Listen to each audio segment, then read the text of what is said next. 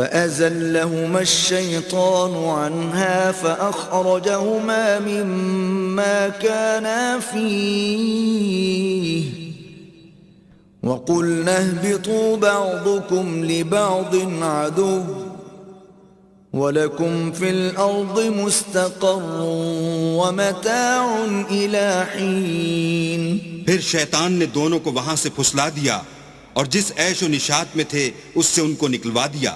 تب ہم نے حکم دیا کہ بہشت بری سے چلے جاؤ، تم ایک دوسرے کے دشمن ہو اور تمہارے لیے زمین میں ایک وقت تک ٹھکانہ اور معاش مقرر کر دیا گیا ہے۔ فَتَلَقَّى آدَمُ مِن رَّبِّهِ كَلِمَاتٍ فَتَابَ عَلَيْهِ إِنَّهُ هُوَ التَّوَّابُ الرَّحِيمُ۔ پھر آدم نے اپنے پروردگار سے کچھ کلمات سیکھے اور معافی مانگی تو اس نے ان کا قصور معاف کر دیا، بے شک وہ معاف کرنے والا اور صاحب رحم ہے۔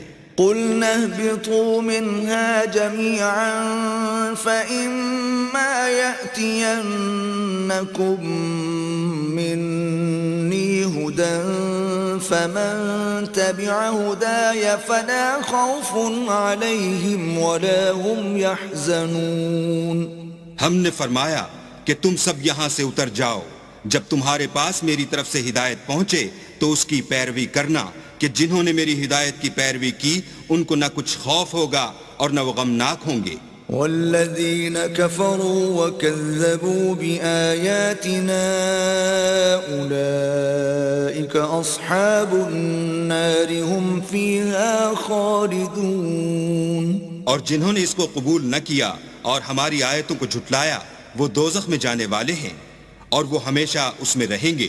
یا بنی اسرائیل اذکروا نعمتی التي انعمت علیکم واوفوا بعہدی اوف بعہدکم وإیای فارہبون۔ اے آل یعقوب، میرے وہ احسان یاد کرو جو میں نے تم پر کیے تھے اور اس اقرار کو پورا کرو جو تم نے مجھ سے کیا تھا۔ میں اس اقرار کو پورا کروں گا جو میں نے تم سے کیا تھا اور مجھی سے ڈرتے رہو۔